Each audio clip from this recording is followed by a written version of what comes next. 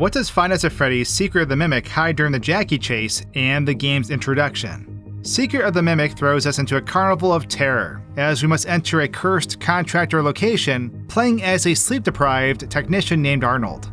Armed with a data diver, our goal is to collect Fazbear Entertainment property, as it's specified.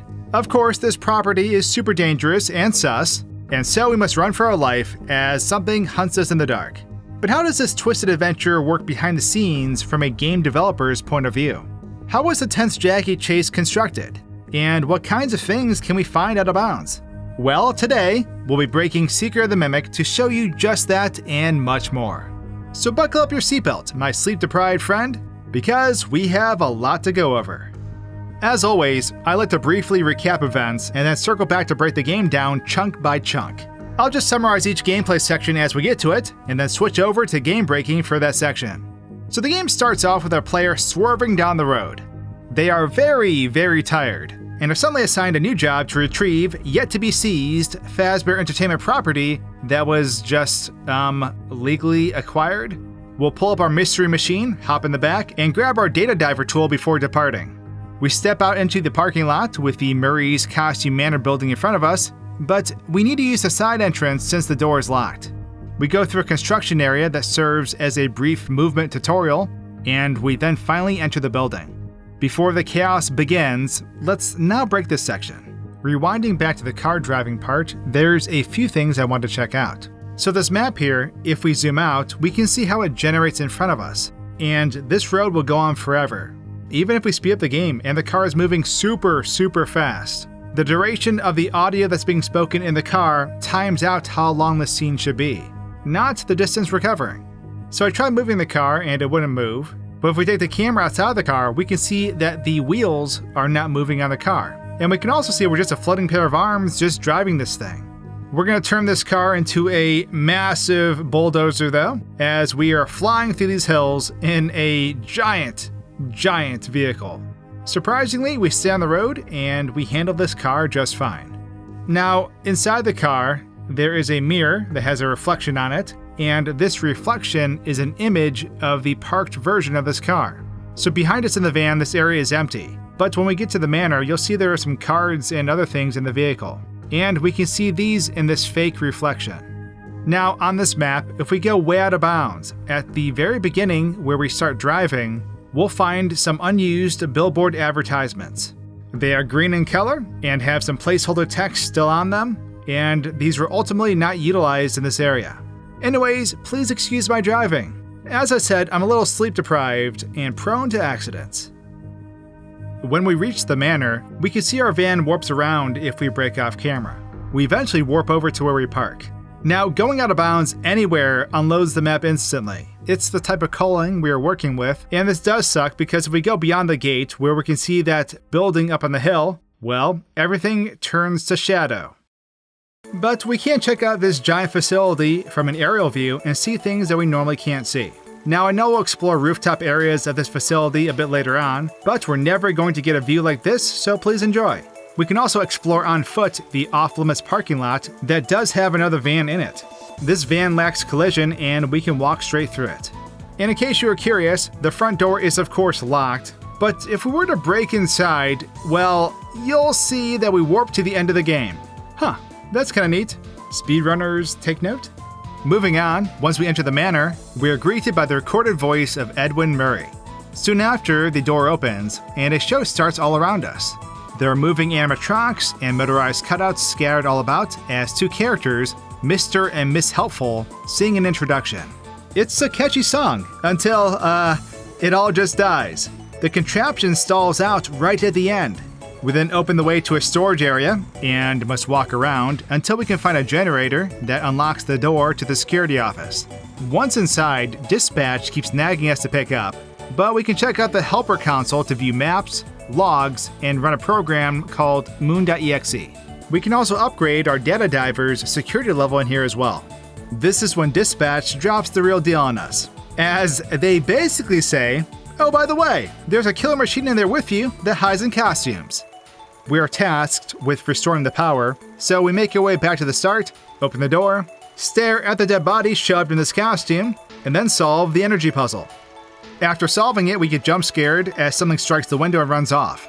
And thus, now this area feels a lot more hostile. Let's turn back the clock now though. So when we first enter the building, we can see the entire outside world unloads, and the building populates itself slowly. Now the next room has a musical singing cast for us, and as the animation starts and the music begins to play, we can find Mr. Helpful is stored underground. Yep, he's right down here, and Miss Helpful can be found cramped up in here. When she retracts later on, they'll push her out of bounds right here. Now, I really like the performance of this part. I think it's really well put together, and watching all these animations from a different perspective is kinda neat, so please enjoy. I'll do a few close-ups here so you can enjoy what this has to offer before it all comes crashing down. Also, if we follow this tail and this bucket downward, we'll see it goes on for quite a while. That's one deep bucket. Now as we move on and we make it to the room where we restore the power, we can look at this dead body in this suit. And as you can see, it is not a full dead body, it is just an arm that is sticking out, and the rest of the body is missing. Now there's nothing too interesting about the puzzle, but I grabbed multiple pieces at once, so that was kinda cool. And that jump scare that I talked about earlier was actually our elephant boy.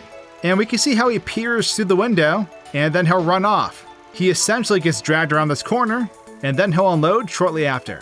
So next up, we make our way back to the security office. To learn, we need to retrieve the original schematics of Murray's creation. Or die trying. So we grab a hand crank, swallow our pride, and attempt to make our way to the warehouse manager's office. After cranking this door like Soulja Boy, the Kool-Aid Man will pop out while dressed like an elephant, and we must use the wind-up toys in the room to avoid getting jump scared. After evading the threat, we open the next door and make our way to a safe zone full of hallways. This leads us to an elevator that will take us to the second floor where the power cuts out. But hold up, let's take a closer look at this sequence though. So to begin, storing or retrieving items into the inventory system is instant, and nothing cool happens. Sorry. Okay, maybe that's not true. Your character strikes half a T-pose while doing it. So if you bypass opening the fence, the elephant will still pop out and try to run after you. But of course, if the gate is still up and we warp across it, the elephant isn't going to be able to reach us. Also, the elephant is not in the box either when we start. They just appear there as soon as they break out.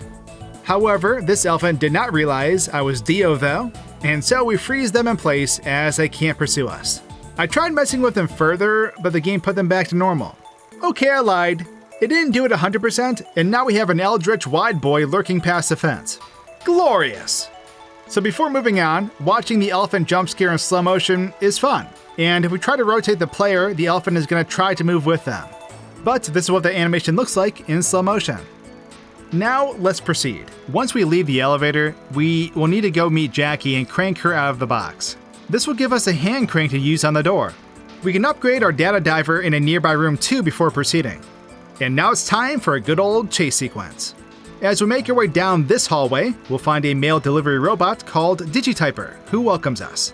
However, once we go back behind this generator, we'll see that Jackie springs through the door after disconnecting from the Jack-in-the-Box base. Jackie then goes on a rampage and clobbers Digityper before yeeting the robot through the wall. We now have to run for our life, but first, we fall. Jackie will appear in front of us, and as we race through this section, we will see them pop up in various locations, eventually ending up behind us at certain parts as their long arms shoot up past us. We'll throw levers as Jackie throws hands, clawing their way to smash our face in.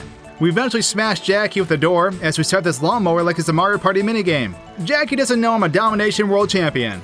This allows us to escape into the vents where we'll then fall. We'll run into Jackie again as the entire ventilation shaft collapses, thus throwing us back into the safety of the security office. Alrighty, it's time for the chase area breakdown. So real fast, taking the crank lever from downstairs and trying to use it upstairs before waking up Jackie does not work. It just vanishes from our hands when we try, but then it reappears when we drop it. We can watch Jackie pop up in slow motion though, which is really cool, because normally you're really up close to this and it usually startles you, making you kind of flail around a bit. But this is that animation. However, let's rewind real fast and take a look at Jackie inside the box, because that is something you normally cannot see. So Jackie is quite squished inside this box. This cannot be comfortable. So as we make our way down to the first encounter of the Jackie chase, we're going to walk down this hallway here. And I want to point out that these windows right here are not real. So it appears to be a 3D space. However, this is an illusion to help with game performance. So these window materials are utilizing parallax occlusion mapping, which basically ties them to the orientation of the camera's position and rotation. So as we look around, it looks like we're peering into a 3D space, but they are in fact flat, or at least curved. Flat and curved. Yeah. So this lets them create the illusion of a room full of 3D objects without having to load a room full of 3D objects. We'll come back to these a bit later because there's some funny occurrences with these. So next up, let's talk about how Jackie appears. So when we start that generator, we cannot see Jackie appear in the hallway. However, if we move the camera, we can see Jackie just loads in, and she is all sorts of stretched out. Her hands then begin moving towards the door, and then her head will follow afterwards. Now this whole confrontation is really fun to watch in slow motion, because normally we only get to see it from this fixed perspective. We're trapped in this corner and can't move until Jackie frees us. But let's look at the male robot getting thrashed from a different perspective. Watching this in slow motion is really fun. And I gotta say, the wind up and throw by Jackie is just perfect. As we follow Digityper through the wall, we'll see they strike it and then disappear. But the truth is, there is already a copy of them down below. So let's quickly talk about that down below area. We can see there's a hallway, and if we try to go into this hallway, the entire section will begin to collapse. Even if we could make our way down this hallway, it leads nowhere, as you can see as I fly the camera down there. Now down below, once we come to, Jackie will appear in front of us and climb upwards, eventually vanishing. And we of course can watch this in slow motion to appreciate the animation that went into these. In the next section, she'll drop way down. Now this model is a bit different because this Jackie does not unload when she gets down here. Instead, the animation stops on the final frame and the model stays down here like this. Out of bounds, we can find Jackie T-posing without her lower half. We can also find a data diver too, and it's in a default pose as well. While we are out here, you can take a look right now to see the entire chase area, or at least the sections that are loaded in now. But this is what the area looks like from out here.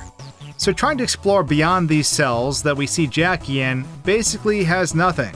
There's just a platform and a pit, and nothing else. If we bypass Jackie's first trigger, we won't see her in any area until we throw this switch on the wall. That's when she appears up above. This Jackie up above just climbs up and goes through this black barrier and then unloads. Now, in this next section, I tested lots of ways to break the game. So let's talk about some different scenarios. First, let's cover animations. Jackie will push down the vent grating, and we can see her stuffed up inside, looking gleeful. She'll eventually pop her head out like a creep, and then make her way to the walkways, grabbing them. The technology behind these arms feels like it belongs in 2030 and not the 70s, just saying. Her hands then normally shoot past a player as they run, and her animation is influenced by the player's movement. In this case, I let her play out her whole animation while I stayed on the elevator. She, of course, just destroys everything. Trying to walk on any of these broken things just gives you an instant game over. If we make it to the chase section after the elevator without using the elevator, we can see how Jackie will only animate when we move. It's really trippy looking, and she will just snap to her critical points needed as we progress. This occurs because she was never summoned properly due to us bypassing the elevator. Even though she's frozen, she'll still kill us. The walkways shake without her moving too, and the last segment will still collapse if you don't run. It is glorious, just watching her destroy everything in her path though. Next up, if we move ourselves to safety, we can watch her claw through the hallway and appreciate all the animation that went into this sequence. Once she hops over this little metal plate, she unloads, but she'll begin her assault again right after this. We can see Jackie retreat upward after the vent door closes, and she just sits at the top of this room and freezes in place. There's a vent in front of her that goes nowhere, and if we warp the player up here, we can walk around. Same with the scaffolding on both sides of this room. Up ahead, Jackie will come out of a room, and we must close a door on top of her to stop the assault temporarily. She will eventually free herself, but she has two paths she can take. One is where she goes to where you came from, and then freezes in place like this. The other, she goes to where the generator is, and will end up frozen in this pose. If we get into the room before she spawns, we can walk around. None of the shelves have collision, and we can see the vent up above is fake. If you're anywhere in these rooms when she reaches her final destination, you'll instantly die. Which, yeah, totally sucks. In case you were curious, Jackie's jump scare takes place out of bounds. So when we die, we get warped out here for the animation to play out. And that's why the background turns black. Here it is in slow motion though as she chomps her face. Now, in this next vent, we have these little slivers of rooms down below us. And what's kind of funny is that these materials used to simulate bigger rooms actually have developer text still on them. The images are mirrored in some of these mappings throughout this intro to the game, but we can find the word preview tiled all over the floor. So this was never fixed. And you can actually see this in game without hacking the camera by looking through this vent cutaway here. Glorious! Last but not least, we have the final vent showdown. Jackie will appear around the corner and zip into the center of the vent. As the vent collapses, she'll normally fall into darkness and gets obscured. But we can see she just slides back and falls to this gray container before her model unloads. But with that, we've reached the end of Jackie's chase and the introduction to the game. We have a lot more to cover, so subscribe right now so you can get alerted the moment we release the next part. Thanks for watching, and cheers!